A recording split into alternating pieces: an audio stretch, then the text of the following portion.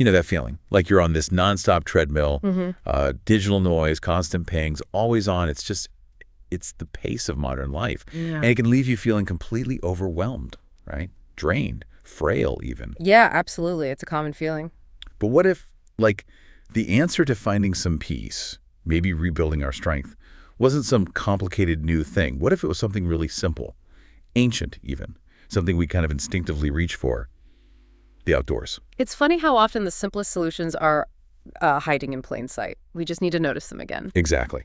So the big question we're diving into today is, could our peace, our resilience, really be tied to our connection with nature? And in this deep dive, we want to unpack the science. Why being outside isn't just, nice, it's powerful. We're talking about a real intervention for your health, your mind, your ability to bounce back. We'll look at why we're drawn to it, the emotional shifts, and how structured outdoor stuff is actually transforming lives. Yeah, we'll dig into some really solid research, meta-analyses, and some powerful stories too. Real people, real changes. It shows how vital this connection is for human resilience. Okay, so if we instinctively reach for nature, what's the deep down reason? Let's start there. There's this core idea, right? Biophilia. Biophilia hypothesis, yes. Hmm. And it's not just a nice thought, it's a scientific proposition. A pretty profound one, actually. Okay. It basically says that we humans have this innate biological drive to connect with nature. It might even be genetic. It's not just liking pretty landscapes. It's deeper, part of our evolution. So baked into our biology. Pretty much. An affinity for other living things rooted deep down. It developed over thousands, millions of years living in nature. We're, biologically primed for it. Hardwired. Because our ancestors lived so close to it, depended on it. Yeah. And that left a mark. So what does that mean for us now, living in cities and offices? Well, that's the crux of the issue, isn't it? That's the discrepancy. Our modern environments, concrete jungles, sterile offices, they often just don't meet that deep biological need. Right. So we end up with this disconnect. We're cut off from something we're wired to crave. And that disconnect, it probably feeds into that modern overwhelm we were talking about. Which makes reconnecting seem less like a luxury and more like, essential. Exactly. Essential for well-being, for resilience. And this isn't just gut feeling. You mentioned solid research. There's actual scientific proof. I was really struck by that big review you mentioned, a meta-analysis. Yeah. Combining results from loads of studies. Yes, a huge one. They looked at 49 different experiments, over 3,200 people altogether, and they directly compared how people felt after being in natural settings versus, say, urban ones. Okay, and what did they find, emotionally speaking? The results were really quite striking. Being in nature had a large effect on boosting positive emotions. Large effect. So a really noticeable jump. A very noticeable, significant jump. We're talking joy, calm, positive feelings really increasing. It's one of the stronger findings in this kind of research. Wow. Okay, so it doesn't just make you feel a bit better. It really shifts the needle towards positive feelings. Precisely. And at the same time, it had a pretty strong effect, medium to large, on reducing negative emotions. Stress, anxiety, anger. They all went down significantly. So it lifts you up and calms you down. Yeah. It really supports that emotional side of the biophilia idea. Nature helps us recover from stress and improves our mood. It's like a natural reset button. That really rings true. I know just stepping outside into the garden or a park, Yeah. it can totally change my headspace if I'm stressed. Yeah. But is all nature exposure the same? Like, does watching an amazing nature documentary on a huge TV count as much as actually being there? That's a great question. And the research gives us a pretty clear answer. It turns out that full immersion, actually being out there, walking, engaging your senses, has a much stronger emotional kick than just, say, watching videos in a lab. It really highlights how important that multisensory thing is. Hearing the birds, feeling the wind, smelling the earth. The whole experience, not just looking at a picture of it. Exactly. That full sensory input seems to be key for the deeper emotional and restorative benefits. So it's holistic. Yeah. And what about beyond feelings? Does it actually help our brains work better, our thinking, focus? Absolutely. The benefits go beyond emotion. Studies consistently show that direct exposure to nature can improve cognitive function. How so? Things like better concentration, improved attention spans, even better academic performance like grades, and there's more. It seems to build resilience against stress and make us less susceptible to things like depression. That's huge. So it's not just mood, it's actual brain function and mental toughness. Yeah, it broadens the picture quite a bit. It affects how we function, think, and cope day to day. Which leads us nicely into thinking about how we can, use this information practically. This brings us to ecotherapy. What exactly is that? Right, ecotherapy. It's a really practical way to harness these benefits. Think of it as structured, facilitated outdoor activities. It could be gardening, growing food, doing conservation work. Yeah. Things designed to improve both mental and physical health. Facilitate, so there's some guidance or structure.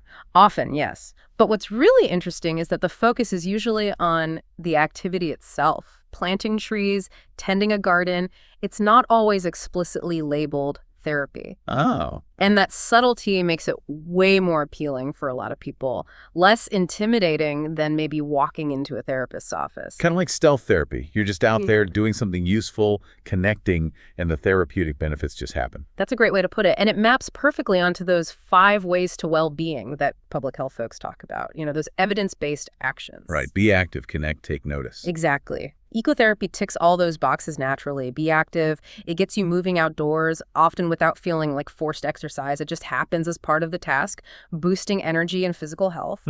Connect. You're working alongside others, fighting isolation, building friendships, that sense of community. Yeah. Take notice. It encourages mindfulness, doesn't it? You start noticing the seasons, the plants, the sounds.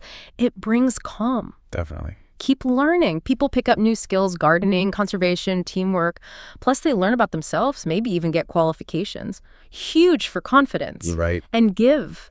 Contributing to something bigger, a community project, helping others, that gives such a strong sense of purpose and achievement. It's incredibly powerful for self-worth. It sounds incredibly holistic, and I know there's some really powerful real-world examples. Can you share one, like Joanne's story? Oh, Joanne's story is fantastic. A young woman, early 20s. She'd had a long hospital stay for psychosis, and afterwards was really struggling, very isolated, no sense of purpose. She got referred to a care farming project, started just 1 day a week. Care farming, like working on a farm is therapy. Pretty much. And gradually she built up her confidence. She learned new skills. She even learned to drive a tractor. No way, a tractor. That's brilliant. Isn't it? And she got a qualification in horticulture. Her health just transformed, physically fitter, mentally much better. Eventually, she was discharged from mental health services completely. Wow, that's amazing for her. It is. But there's more. A study actually looked at the economic side. They estimated the savings: fewer prescriptions, doctor visits, nursing time, plus her eventual tax contributions when she got a job. It worked out to a net benefit to the state of over £7,000 a year just from her being involved in that project. That's incredible. A personal transformation and a societal benefit. What about Bob? His story was different, wasn't it? Yeah, Bob was older, recovering from a long illness. He'd lost his motivation, his routine. He joined a local conservation group, clearing paths, tackling invasive plants, that kind of thing. Physical work outdoors. Right. And through doing that, steadily, he got his confidence back, his motivation returned. And that spurred him on to rejoin other activities he used to love, like canoeing. He actually said the project boosted my confidence and motivation and gave him the push he needed. Nature literally helped clear his path back. It's powerful stuff. And one thing that really stands out about ecotherapy is how well it seems to reach groups who often don't seek traditional help, like men, for instance. Yes, that's a really important point. We know men are generally less likely to engage with, say, talking therapies. There can be stigma, discomfort. Right. But in one large ecotherapy program, 56% of the participants were men. Compare that to around 36% in standard psychological therapies. That's a huge difference. Why do you think that is? What's the appeal? I think it comes back to the doing. It's not framed as let's sit down and talk about your problems. It's about shared activity, physical work outdoors. Men often report feeling more comfortable opening up or just connecting when they're working shoulder to shoulder on a task. It feels less direct, less pressured. So the conversation happens more naturally as part of the activity itself. Exactly. It changes the dynamic, and it's not just men, of course. Ecotherapy seems to work well for a really broad range of people. Like who? Oh, older adults, kids, young people, people with learning disabilities, people experiencing homelessness, those dealing with substance misuse.